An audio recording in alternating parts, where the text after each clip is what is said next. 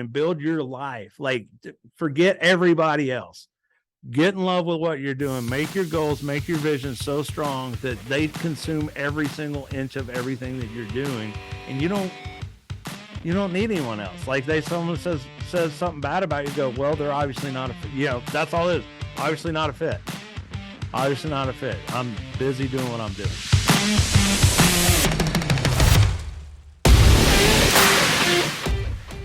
What is up, friends? Rob Sevilla here, and I'm back with a brand new Spitting Fire Leadership podcast for all of you today. And I'm with a serial entrepreneur, a visionary, a pioneer in my industry, Mr. Brandon Todd. Brandon, will you say what's up to everybody real quickly?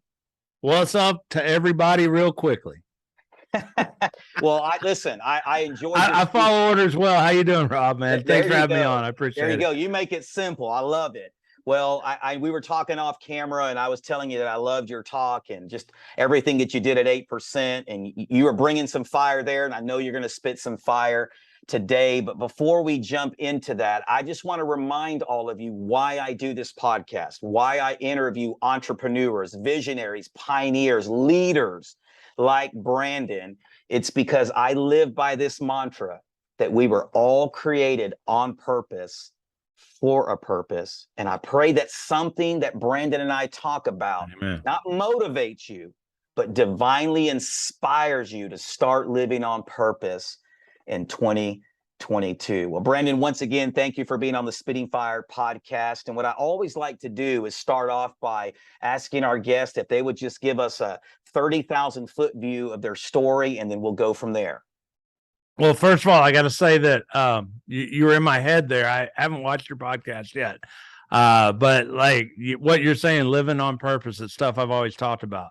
Like having a plan, living on purpose with a purpose. I love it, man. I love it all. About me, I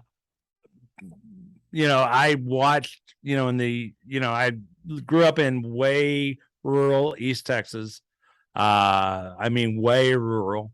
The pastime, the main thing that my town was known for, and what multi-generations people do, is they tried to fight and see who the toughest was and who could kick each other's butt, basically.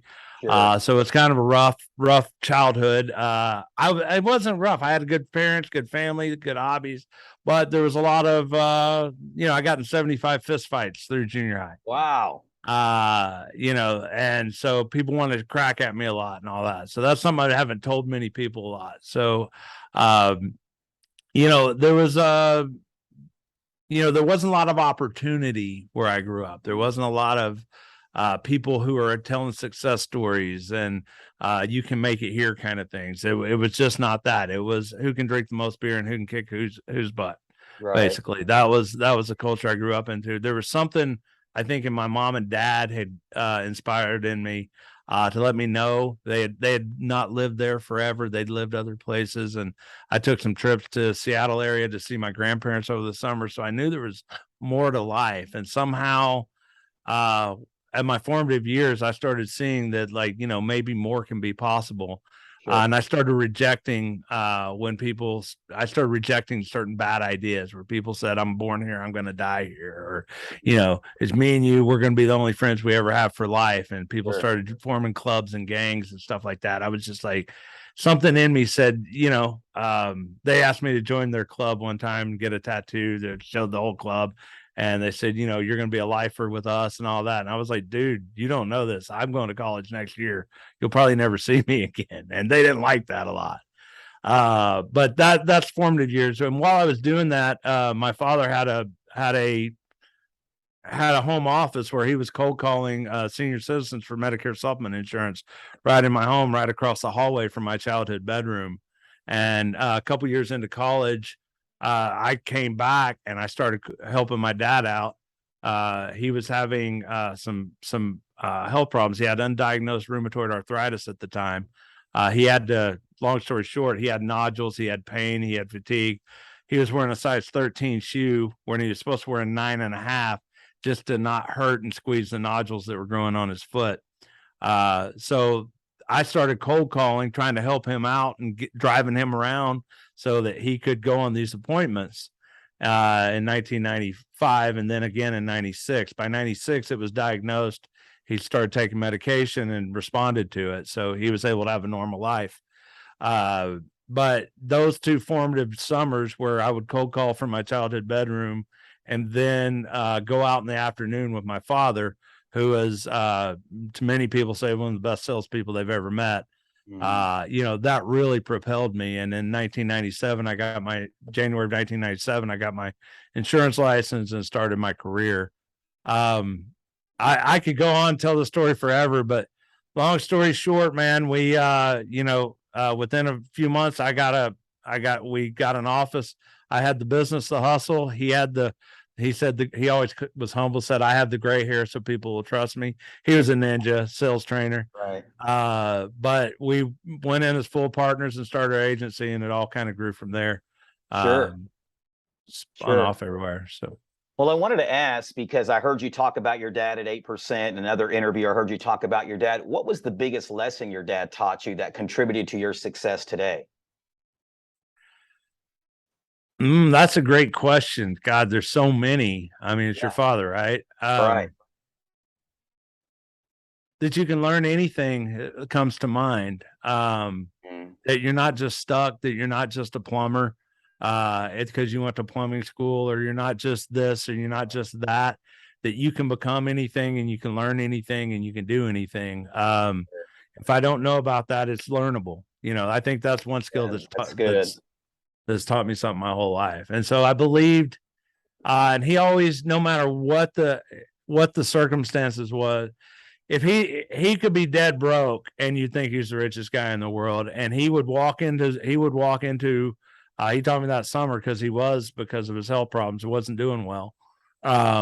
But no matter what was happening, he walked in, he was 100%, he could turn it on. He could be the most confident person in the world, 100% focus on the client, and do everything he could without making a sell. He taught me how to leave your problems at home as well. Sure. When you go to work.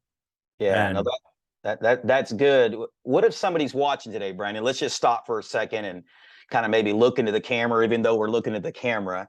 And maybe there's somebody watching this when this drops in a few weeks, and they're stuck. They're believing that false narrative, that lie, that they're stuck because their mom and dad never did this, or their family never did this. As a coach, Brandon, if you will, what would you say to them right now to maybe help them get unstuck? Well, I mean, being stuck is a choice for sure. And even way more of a choice now than it ever was, because when I was growing up, I had the people in my community, and I was lucky to have my dad and a few inspirational people, but there weren't many. Right now, you have a magic device on your phone that the greatest kings of all time, even 20 years ago, didn't have. And you can sit there and you can sit on your high horse and say, I want to be successful. Let me summon up the world's foremost expert on the thing I want to talk about right now.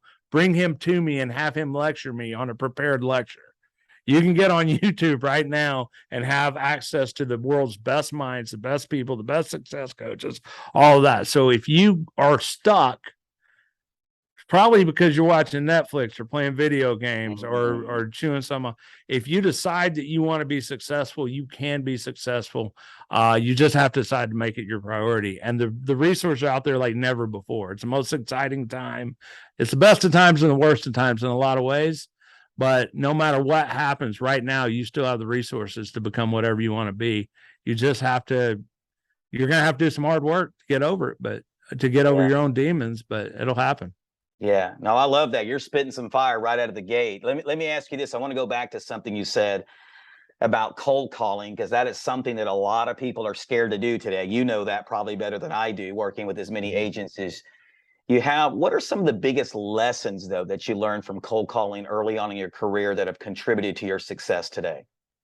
Well, I'll go you one better. I have I now will not allow an agent to come on who hasn't cold called before to ever get a lead. That's good. I think cold calling is the most integral thing that you need to do to become somebody in the world, to become an agent and have success, to learn the skills that you need. Because first of all, you don't want a $20, $30, $50, $10 lead when you're not very good. You don't deserve those leads yet. You don't deserve to spend that kind of money.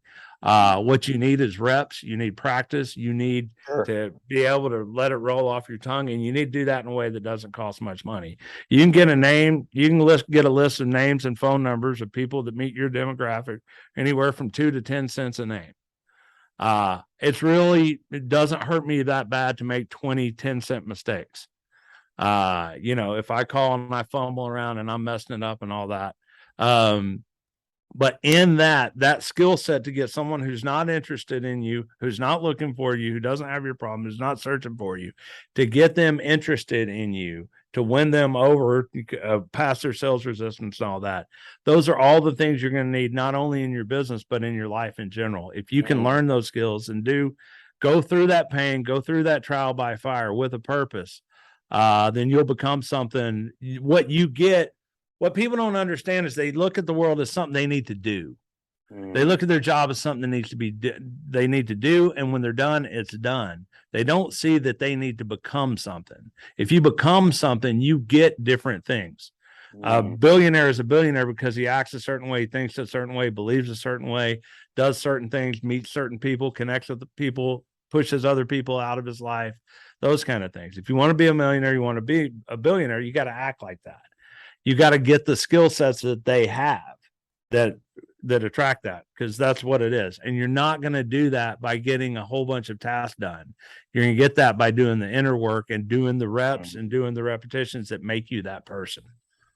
Yeah. If you don't mind me asking, I know we're speaking a little insurance needs here, but I think it plays a important role in what we're talking about into leadership.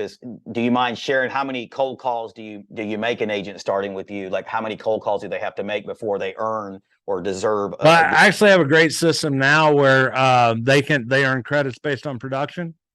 So they earn credits for production. They can use those credits to buy leads. We have multiple different types of leads. They can buy each different type of lead with those credits. And if they do good, if they're doing good with those leads and converting those leads, that lead bank credit bank stacks up. If they start doing bad, it goes down. And then if it gets down to zero, well, you got to get into those cold call leads again. So it's not that I say that anyone has to do that, but it's a natural thing. When I started, I had to cold call. When I started getting good, I started buying leads, because now I could save time. Well, I hired telemarketers at first to do that for me that worked in my office. Not the garbage they have now, but like real telemarketers that I controlled that sifted through that and got hung up on a lot for me, and then got someone who was willing to talk to me. So then that costs money. And then, so what we have is a pattern that mimics nature. And so you can rise and fall, because there's not ever a point where you get your graduation hat, because on some days you can take Frank Bryant, who's probably the best Medicare salesperson in the world, as far as I'm concerned. First one to ever sell $1 million in MedSup 10 years ago. He did it in 2011. He's out here. There's days I wouldn't give him a lead. Right? I mean, there's days he doesn't deserve a lead. There's weeks he doesn't deserve a lead. So if someone gets in a slump, then they should be cold calling to get out, or they should at least not be making expensive mistakes. No, and I love that, Brandon, because you would agree with this. I mean, we live in such an entitled culture now, right? We live in such a self-centered, I deserve everything culture. And I love what you're saying, because it's a choice. If I want to get the good leads, then I need to make a choice to do what's necessary to get myself back to that place. Right. So you got to be worthy. You got to be worthy. Yeah. It takes a certain type of closer to close those type of leads to keep that system going. Yeah. And people always blame the leads. Well, sometimes leads are bad. And I mean, they're getting bad in our industry for sure. Like the things you can buy commercially right now, I mean, it's a race to the bottom. Sure. So sometimes that's worth doing. But like, do you know the difference? Do you know? One of the biggest problems is we don't know how to approach the lead. We don't know the customer experience that's coming off of that. So we're looking at as a lead, it's a live transfer lead, or it's a this lead or that lead, but we're not looking like this is Betty, and she was reading a newspaper article and she went to a website and she had a need, right? And then someone, we don't know what that is that attracts that kind of thing. So you have to be worthy of the leads. You have to understand the leads as humans and be able to, how do I say this? I want to say it right. Sure.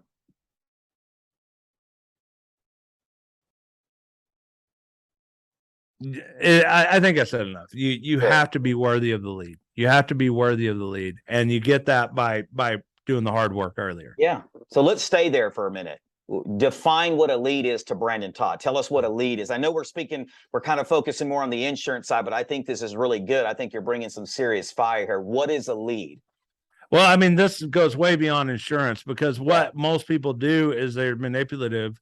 What most recruiters do is they're manipulative. They want to call, they say, I'll give you all these leads. Well, what the people who aren't worthy of it don't say, okay, what is that lead?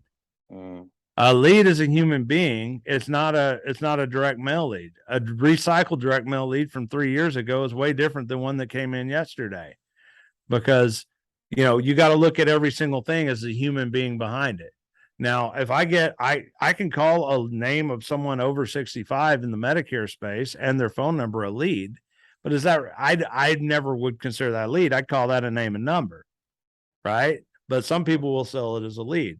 In the broadest sense, people will say a lead is a number to call, and they say it's just a number to call. It's just this. And then they sit there and say, we got to make a lot of dials. We got to make a lot of dials. Sure. The truth is a lead is a human being having an experience. And the purpose of leads is you say, I have a certain product that I've made a mission to sell. So I'm going to sell Medicare supplement insurance.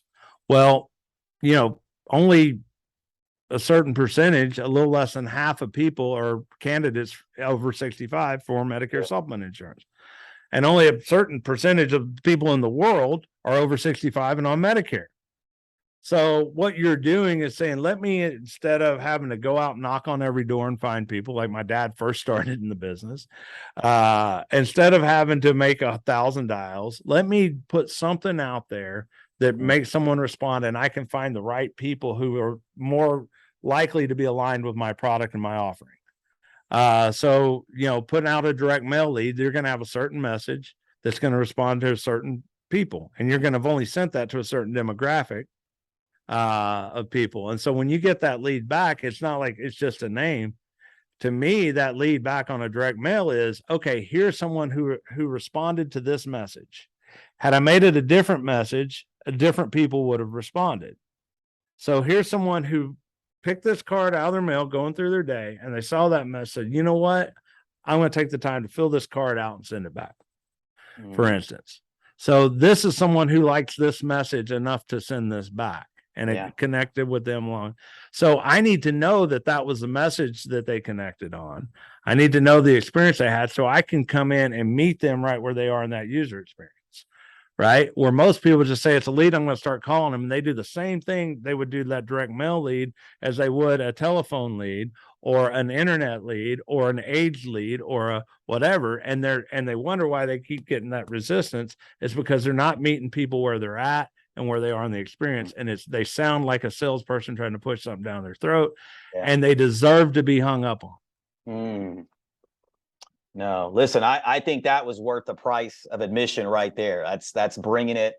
Thank you for elaborating on that, because you hear so many definitions, and I know some of it can be somewhat subjective, but I totally agree. So, okay, 9 businesses, right? Excuse me, 7 businesses.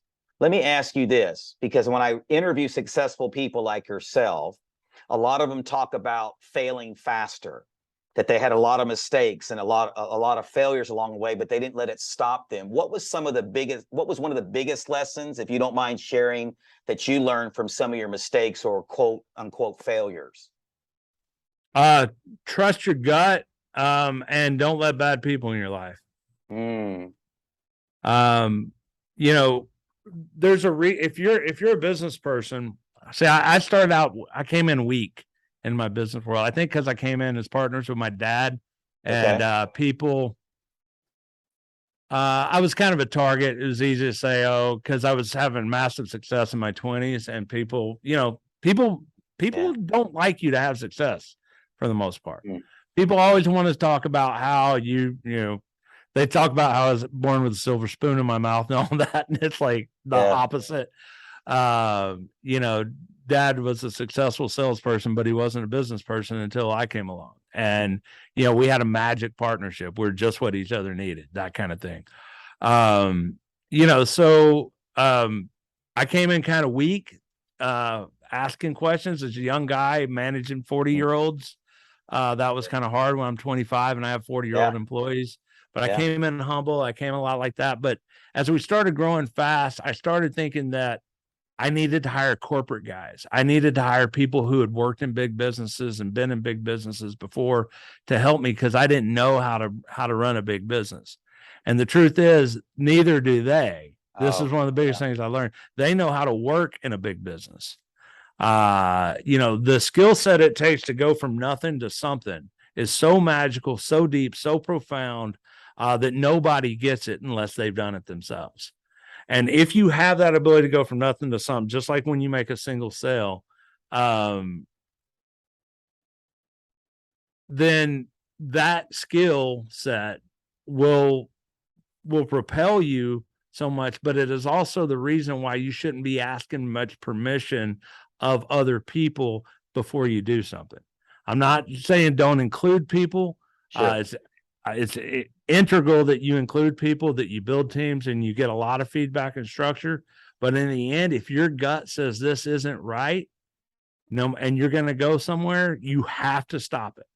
You have to say, we're not going this way. If your gut says this person is not right, this isn't feeling right, don't say that, I'm sure it's right. I'm just not smart enough. I haven't worked. I'm sure he was a C-level something somewhere, or he worked as a VP over here somewhere, because you hire those guys as you start going and you think that they might know something you don't because you just came from the ground up. They don't. They know how to work in a large corporation as a cog in a machine for the most part, and they're good cogs in the machine, and they build networks off being cogs in the machine, which is cool, but they don't know that spark. They don't know how to make something happen day in and day out and keep pushing stuff together, pulling and integrating things together as you have to do for a business. So you have to know how special you are, without it being part of your ego. If it becomes an ego thing, then that's a whole other problem. Sure. Let me ask you this. Let me say this last thing about that. Yeah. If you realize how special you are, it shouldn't excite you. It should feel like a heavy, heavy burden. That's good. Okay. So let me ask you this. What did you mean earlier when you said something, and correct me if I say it the wrong way, that people don't like it when you're successful, or people don't necessarily want you to be successful? Can you elaborate on that? Misery loves company, man, period. You know, there's a very few people out there who understand win-win. There's a lot of people who are very insecure, and they're insecure because they get their self-worth probably not from God or their own work that they've done, but by comparing themselves to other people. So when they compare themselves to you have a success, it's a loss for them. And that's most people. And it's a lot of the time, it's the people who are going to shake your hand and try to act like they're your best friend and stuff like that, in the business world. I mean, that's just a fact of life. So, yeah. And, you know, and you do it too, and I do it too. We all have that in us. We have, like, by nature, we have to develop ourselves to be win-win people for the most part. Like, a lot of times it's hard because it's, why, you know, someone has success. You're like, why didn't I think of that? Or why didn't I wish that's your first thing. But to learn how to be genuinely happy for someone when they succeed, and to realize that that's not a threat to you, that's a skill you have to learn. You know, my best thing I can do is, you know, Rob, I hear you have a massive success. I want to come get as close to you as I can when I hear you have that success. Because I know it's like salespeople will get this. It's that feeling right after you make a sale. Sure. That there is that high, there's that energy. It was hard, it was produced, and you're feeling it. It's like, I got to get by that person. I got to get by that person, feel that, and then I can take that and make a new sale, right? But it's hard because people just, for whatever reasons, will attack you. Their mind has to justify that you're not very good at what you did. And so, like, hey, look at him. He goes like, oh yeah, but he did it like this, and he said that. And you know, of course, if I had My dad was in the insurance business. So I could have done it too. Like, but like if we realize that we're not competing, then that can go away. But that's work we're gonna all have to do individually. Sure. So someone who's built all these businesses, have had massive success. Maybe somebody's watching this today and they go, hey, Brandon, what is one practical thing that I can start applying today in my life to not care so much about people hating on me or, throwing shade at me or trying to tear me down? Is there something that you begin to practice in your life that helped you overcome that? And I know we all kind of still face it from time to time, but is there something that helped you, that you did, that helped you overcome? I've heard it said several times, but the first time I ever heard it said, it floored me. And that's the saying, what other people think of you is none of your business. It's just not. Like, if you're focused right now, I'm launching the Insure Sales software platform. I have new versions coming out. I'm doing new product integrations, getting new carriers. My Medicare Gurus brand is going big. They're asking for a lot of my time and attention on some new projects we're doing. Who said what, when, what? Yeah. I don't care. I am stacked so busy with things I have to do every day. I'm so hyper focused on my goal. I also have some loved ones who are having some health problems. I have a daughter that doesn't see me enough because I'm so focused with this. So every moment with her is precious. Sure. I need to take my wife on a date because I was out of town all last week. Someone on social media said, what? Get so in love with what you're doing and build your life. Like, forget everybody else.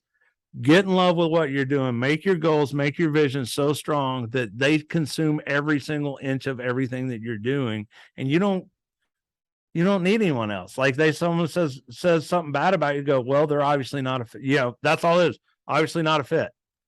Obviously not a fit. I'm busy doing what I'm doing. So that's why I say love what you're doing, and then it doesn't matter.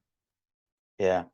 No, I love that. Listen, Brandon, you just took us to Brandon Todd Church, man. Like you were preaching it there, and I love that. I was looking for the offering plate going around, But, oh no, I don't do offering plates. I do altar calls, brother. Yeah, there you go. There you go. Well, what's so funny is I say it this way, and this is something I've regurgitated in my own life. If you're watching this today, you don't need anyone's permission to win. Right. Right. I love what you're saying, Brandon, that you just got to be so laser focused on the assignment that God has given you that you have no time to focus anywhere else. And I definitely love that. Let me ask you this. From when you first started to now, how has that definition of success matured or evolved? Do you mind sharing a little bit on that? Oh, man, the first time I got my used white Lexus, man, boy, I thought I was it. 1995 SC300. I got it used, man. I was it. I was riding around thinking I was cool. I remember it cost like $17,000. Wow. Got it in the year 2000. I thought I was great. I think that was a lot of insecurity when you're looking at things like that. That's just, I guess we can let that sit as the icon of like what you might think success is when you're earlier. Truth is, you're looking for love. You're lonely. Someone might make you think that if you have a car or something like that, people like you more or something like that. I really like the car itself, but that can be the icon of that right now. And to feed on what you say is God's purpose in your life. And I don't think that it's that you achieve this or you touch this person's life that way and all that. I think those are side effects of you running the obstacle course God lays out before you, which is to spiritually evolve. I think if there's a metaphor that describes my sense of purpose in this world, it's that of purgatory. In a weird way, because the idea of purgatory is that you evolve spiritually through suffering and making amends. Right? That you're there for a time to evolve spiritually over something. So the nature of this existence here on this planet at this time seems to fit that. Like anytime I've looked for meaning, I've only find the meaning in the evolution of who I become, and I only become something better through challenge and struggle. I used to think it was let me just leave a string of touch lives behind. Let me touch this person's life, that and that and that. And I got points on the board. I touched all these people's lives. And now it's like, no, the more I evolve, the more I naturally touch people's lives without thinking about it or trying or whatever. Just by being who I am more of an asset and less of a drain on people. So I think that's really it, to see that at the end of my life, as I'm going through that I have become something that I wasn't before, and that my soul and my spirit evolved while here. That's the main goal of it. And then everything else happens. Of course, you're touching lives. Of course, you're changing lives. Those are the obstacles that you have to overcome to get there. So, yeah, I love what you're saying. I used to say this when I was pastoring, that I believe, and this is kind of goes along with what you're saying, that I believe God does his best work in us in the hard seasons. Mm-hmm. Right? The times of suffering and pain. It's interesting how so many people think they get a get out of jail free card when it comes to that. But like you're saying, we're most developed, we're most matured in those hard seasons. Every successful person that I've interviewed on this podcast has core values. Do you mind sharing one that you live from, a core value, a staple in your life? Goodness.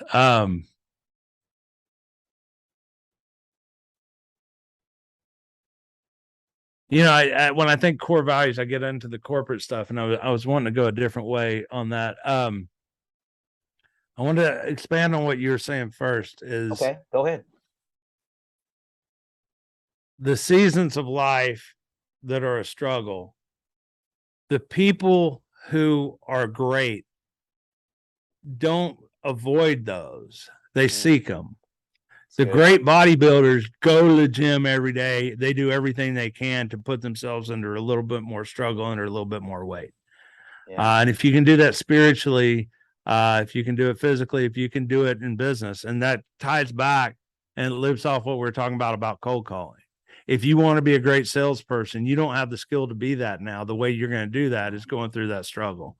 The way you're going to build a great business and become the person that has a great business that money flows to is by going through those struggles and challenges to get there. So I want to say that the core values are very important. Win-win, I think, sums up everything. I have some nuance on the golden rule. The golden rule is do unto others as you would have them do unto you. I've always craved feedback, brutal, honest feedback from everyone. And so I'm kind of putting an asterisk or asking Jesus, like, what did you mean by this? Because I give way too big of feedback that a lot of people don't want. Sure. But no, I mean, core values, do the right thing, win-win. Don't do anything where everyone doesn't win. If there's any loser in any transaction, stay far away from it. Build everything up to be that way. And I mean, I think that sums up everything. I'd also say that, like, in building a business, we have a new, it's not new, but it's something that we didn't put in place for a long time as an actual rule. And that's that nobody gets to decide anyone else's life for them. So oftentimes people sit in their conference rooms, their boardrooms, and they say, okay, we'll have so-and-so do this, and he'll work with her and all of that. And then people just feel powerless and disempowered. So one thing we do in building our business is we suggest that people can work together.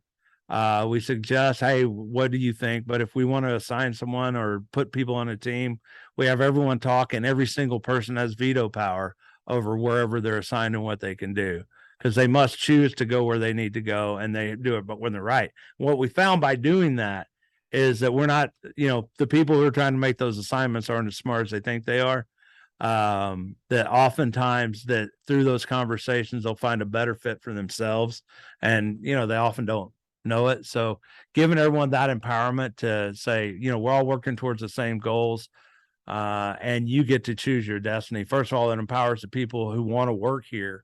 But it makes for much better teams and natural synergies that we didn't see before. Sure. So to go along with that, leadership, obviously this is a leadership podcast. You've been spitting some serious fire from straight out of the gate. What is one leadership trait, habit, principle, quality that you have learned, you've cultivated in your own life, and you lead others from? You got to go there first, man. You got to go there first. You got to almost know the way. You don't know you don't know where a team needs to go and how they need to go, but you got to go there as far as you can by yourself and be prepared, just to be prepared to lead a discussion of how can we go. I always say that, it's the same thing, consent. So if I dictate people do a whole bunch of things, I might get compliant employees who do something, right? If I bring a team together and focus them around a vision, and then I'll get a bought in team of people who are cohesive and really engaged and want to be in it, if they're part of creating the system and the way and the solutions to what we're doing. But in order to do that, I have to walk in that meeting when I say, okay, here's X problem that we're going to solve, or here's what X goal we're going to get. I have to be able to come in and say, to find the right teams, the right people to be in the room, and the people we don't want in the room who won't contribute. I have to go through the whole thing of figuring it out as if I was going to dictate every part of it. And I was going to write every piece of the vision, the timelines, and everything we're going to do. And I go there, and then all that's done is help me lead a conversation, just like you do in a sales process where you demonstrate how you come up to the things that you do in seconds in your head. But then you point them through that and you lead a conversation, you bounce ideas often on each person, bring everyone in, it facilitates a conversation where you go in. And I found that at best, I'm about 80% good. What the team comes up with and how we're going to go by going through that process, it takes some time. The best I've ever done is I was about 80% right. And if you're not 95% right, it won't work anyway. Sure. But I had to go there first to be able to lead that conversation well, or else it wouldn't work. And then secondarily, when the team comes up through that led conversation, that process would come up and they say, this is what we're doing. They're all 100% bought in because they together came up with the solution and where we're going to go. So it's theirs. It's their baby as much as mine. That, if I said one thing about leading the team, that's it, because otherwise you have compliant employees, and compliant employees don't last long. They talk behind your back. They don't do a good job, and they only do what you say to do. And life is way more complex than what I can think of. I need people like thinking on their toes all the time. Yeah. And it's so interesting you say that, Brandon, because I've been around so many leaders. And even when I was younger, I kind of fell into that trap of, surrounding myself with yes men or yes women only. And I loved what you said, that brutal honesty part. Do you believe that's missing in a lot of leader circles today? I think it's missing in the world. I think we got people who don't want the feedback. And I think we have people who are being polite to one another. I grew up playing sports, played college baseball and all that. I mean, we yelled and screamed at each other. I mean, Yeah. you dropped the ball, man. That hurts us all. I appreciate feedback like that. That's becoming less and less of a thing. People are trying to be polite, but they don't realize how violent it is to be polite to someone when a project's going to fail because you are polite. Everyone, you don't know. I might have put $1 million into a project and we're sitting here and there's this one little thing and you don't feel like it's right to bring it up right now. And the whole project could fail. You just cost me $1 million by being polite. How rude is that? Right. So if you think about it in a different way, if you're really bought into the goal and what's needed, and it's not about my ego or your ego, who's the boss, who's not, it's about whether we succeed or fail and to what level. Then if you feel that way, then, it's rude not to tell someone that they're screwing up. So, because I mean, just a little bit that I know about you and saw you at 8%. I mean, I love the candid honesty. I love that because I'm that way myself, and I have gotten myself in trouble with other people. Not trying to be, a butthole or anything like that, but just being honest. Can you think of some honest feedback, if you wouldn't mind sharing? Is there a period in your life where you just got some brutally honest feedback that actually was good for you, that actually was a catalyst for changing your life? Would you be willing to share that? Is there something that rises to the top?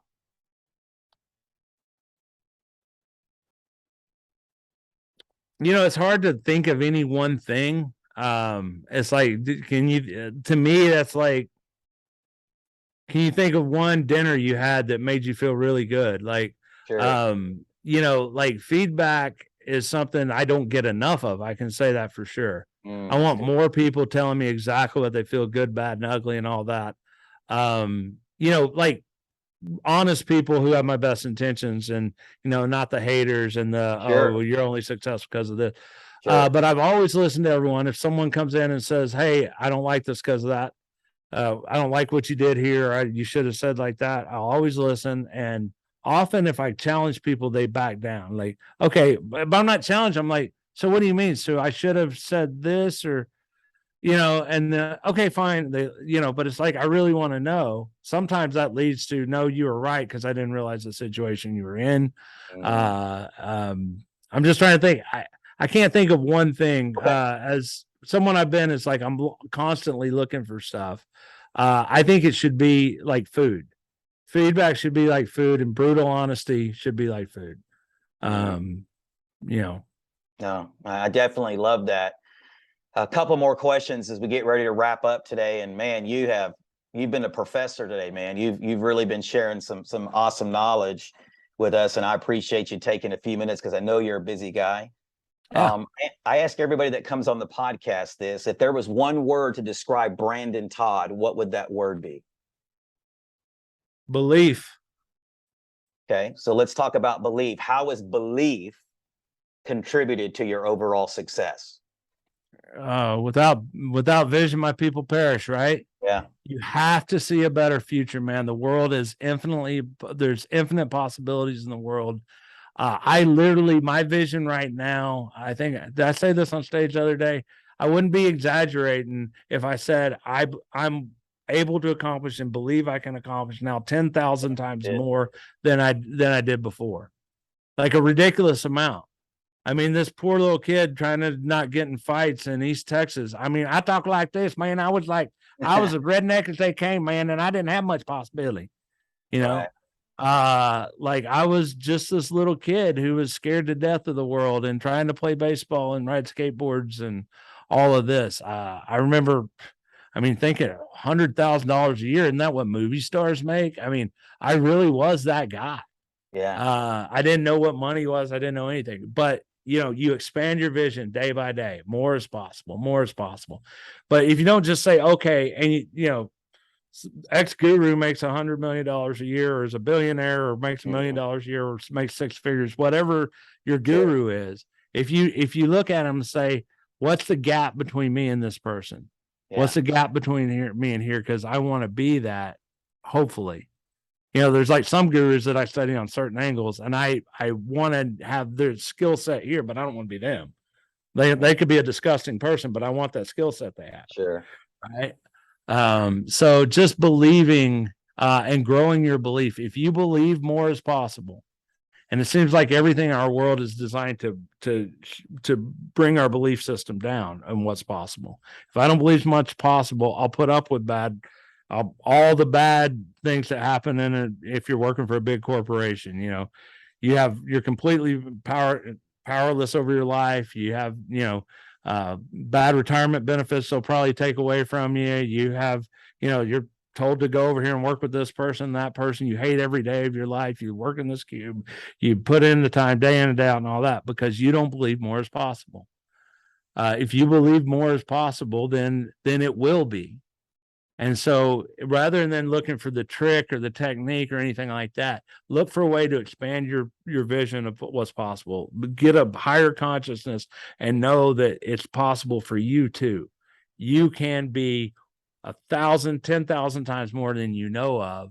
You may not feel it now, but if you work every day, take little steps, they'll exponentially, those little hurdles will exponentially increase your vision.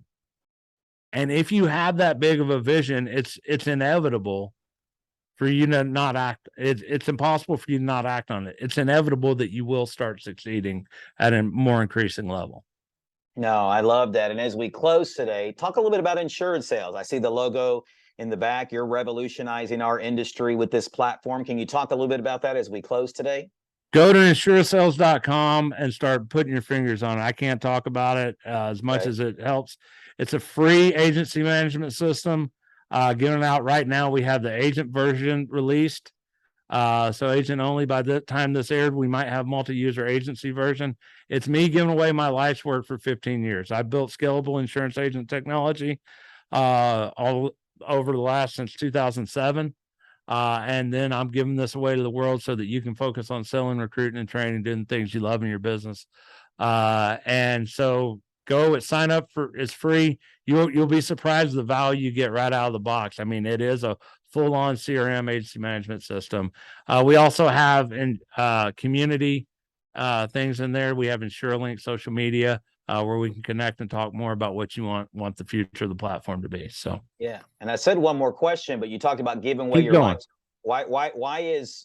Why are you giving this away? Like somebody's asking, why would you give away your life's work? Is it just because you've been given so much and you feel like you need to give back? Can you talk a little bit about the why behind that? That's what everyone asks. No, I'm going to become a billionaire by doing it. So there's going to be there's going to be a lot of high end products. They're sold off of that. We got enterprise level versions. There's going to be other products you can buy. You can get into my coaching programs, mastermind programs, a lot of different things like that. We're going to be working with increasing amount of carriers. We'll bring hundreds of carriers on by the end of next year. Different platforms. So it's going to be it's something that I'm giving away my life's work, but I'm doing it to build community because I really want to raise up the insurance agent community work. We can compete, but let's not have to do it with all the nuance of software development, trying to connect this and that. If you do it once, everyone can have it. Sure. Where can we find you online? Facebook, TikTok, Instagram? SandraGephardt.com. Sandra's my publicist. Gotcha. So that's kind of inside joke there. But no, I'm on Instagram, Facebook, InsureLink especially. Okay. You have to go to InsureLink. I drop bombs on InsureLink. Okay. Yeah, just YouTube, you can find me. Good. Gotcha. Well, we'll put all those links in the description when this drops. Listen, I always like to ask my guests this as we close. Anything just boiling in your spirit that you just go, man, I just want to share this with the audience before we close shop today? I'll say what I said from stage the other day. We live in a world of uncertain times. With what's going on in our politics today worldwide, things aren't as certain as they've ever been. We live in a world where the potential for greatness and the potential for massive evil are equally as big.